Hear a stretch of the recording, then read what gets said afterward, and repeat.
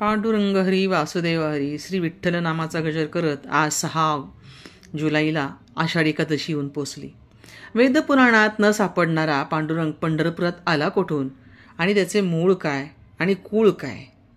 भगवान श्रीकृष्ण हा विष्णूंचा हा 8वा अवतार आहे. त्यानंतरही भगवंतांनी अवतार घेतला पण शस्त्र हाती घेणार नाही असा निर्धार केला.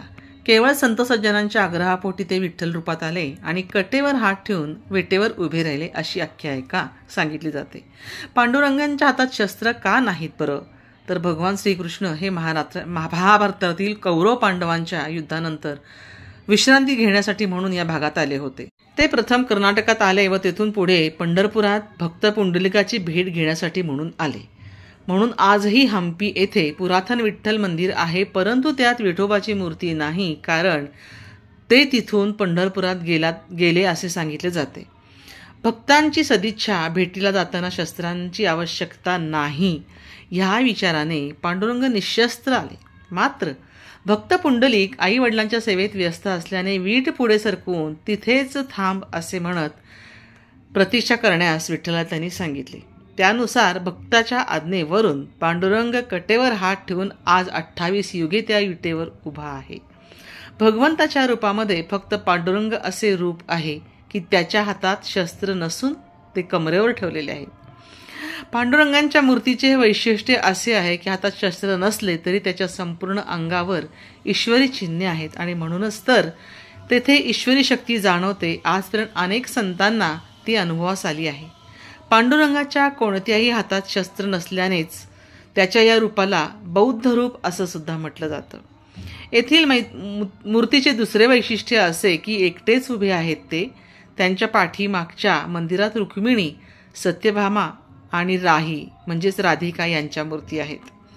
भगवंतांना सदैव भक्तांची आणि त्यांच्या भक्तीची ओढ लागलेली असते आणि म्हणूनच ते भक्तांसाठी त्यांचे सर्व गोत सोडून पुढे आले आहेत. त्यांना पाहण्यासाठी म्हणून या तिन्ही देवी त्यांचा शोध घेत तिथे आलेल्या दिसतात. या तिघींच्या मूर्ती गंडकीच्या पाषाणाच्या आहेत. विठ्ठलाचे रूप हे शिवस्वरूप आहे, कारण त्याच्या मस्तकावर शिवलिंग आहे. ही मूर्ती वालुकामय असून ती भीमा नदीतून प्रकट झाली. तिथे अभिषेकाच्या वेळी मस्तकावर केवळ पाण्याचा अभिषेक करतात आणि पंचामृताचा अभिषेक मूर्तीला चांदीचे पाय लावून त्यावर करतात. भगवंताचे दर्शन घेण्यासाठी आलेली भक्तमंडळी भगवंताच्या चरणावर डोके ठेवून पदस्पर्श करतात. भगवंतांचे चैतन्य सतत तिथे जाणवत असते, कारण ही निशस्त्र मूर्ती क्षमाशील आहे. तिथे गेलेल्या प्रत्येकाला मनशांतीचा अनुभूती येते आणि अनुभव येतो. पांडुरंगाचे रूप हे तिरुपतीसारखे आहे. ही मूर्ती देखील लक्ष्मीपतीच आहे. ज्यांच्याजवळ अनन्य भाव असतो त्यांच्यावर भगवंत दया करतो आणि म्हणून आपला अंतस्थ भाव कायम ठेवून पांडुरंगाचे दर्शन घेतले तर तीच मूर्ती आपल्याला डोळे मिटल्यानंतर हृदयात स्थित असल्याची प्रचिती आपल्याला येते.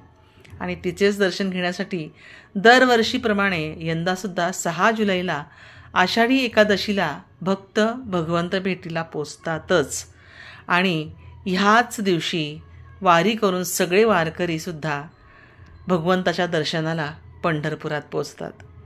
ही नुसतीच फक्त एक आख्यायिका नाही, तर हिचे महत्त्वसुद्धा किती तंतोतंत खरे आहे.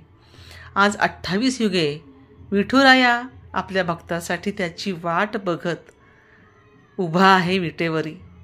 युगे 28.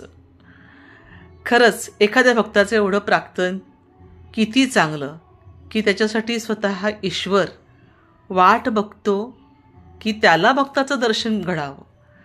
तो भक्त किती भाग्यवान. तो भक्त असाच असतो की जो प्रथम त्याच्या आईवडिलांना मान देतो, सन्मान देतो आणि त्यांची सेवा करतो. अशाच भक्तांना ईश्वरसुद्धा पावतो. अशा या विठुरायाला माझे शतशः प्रणाम, शतशः प्रणाम, शतशः प्रणाम. तुम्हा सगळ्यांना आजच्या आषाढी एकादशीच्या खूप खूप शुभेच्छा, खूप खूप शुभेच्छा. तुम्हाला सगळ्यांना ही माहिती आवडली असेल तर नक्की लाईक करा, माहिती सर्वांपर्यंत शेअर करा. नवीन असाल तर ब्रह्मांड नायक चॅनल या चॅनलला तुम्ही सबस्क्राईब करून बेल आयकॉनवर क्लिक करा. अशीच नवनवीन माहिती तुम्हाला पुढेसुद्धा प्राप्त होत राहील. श्री स्वामी समर्थ. श्री पांडुरंग हरी. श्री विठ्ठल नामाचा गजर करत विठ्ठल विठ्ठल विठ्ठल विठ्ठल विठ्ठल विठ्ठल विठ्ठल विठ्ठल विठ्ठल मी इथेच थांबते.